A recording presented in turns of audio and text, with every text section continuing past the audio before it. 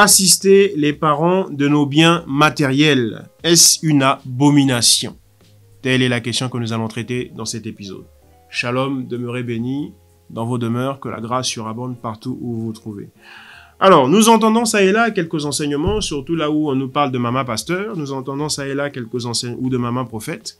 Nous entendons ça et là quelques enseignements comme quoi assister vos parents de vos finances, par exemple, est une abomination, mais m'assister, moi, à la maman prophétesse ou la maman pastoresse, ou comment on les appelle encore, maman épervier ou autre, ce serait une très bonne chose.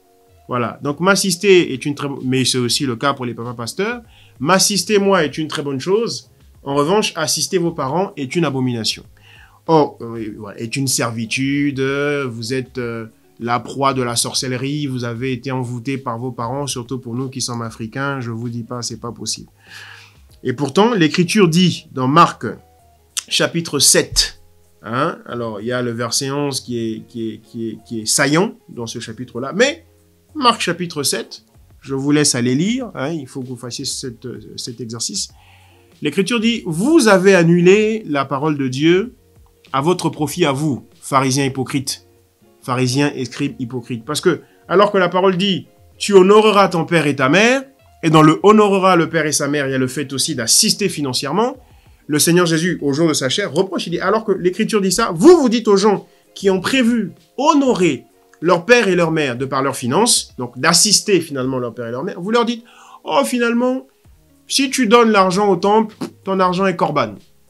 Les pharisiens avaient inventé un principe, avaient inventé une loi humaine qui disait l'argent corban, qui voulait simplement dire que lorsque, au lieu de donner de l'argent à tes parents, parce que c'est ce que tu as prévu au départ, mais que finalement tu le donnes au temple, donc au sacrificateur ou à nous les pharisiens, finalement c'est meilleur que de le donner à tes parents et que Dieu ne t'en voudra pas de ne pas avoir assisté tes parents parce que tu as donné. Non. Et le Seigneur les a condamnés de la manière la plus farouche, de la manière la plus... Et d'ailleurs, c'était humiliant pour eux, parce qu'ils parlaient en public, ils parlaient dehors, devant de très grandes foules, à l'extérieur, dans les rues. Et il était en train de dézinguer, si je puis dire comme ça, les pharisiens. Hein? Et aujourd'hui, c'est d'actualité. Hein? C'est d'actualité, on considère, et quelquefois c'est dans le couple, c'est soit la femme, soit le mari, qui va, non, faut pas qu'on envoie le Western Union, non, faut pas qu'on donne temps à tes parents, non.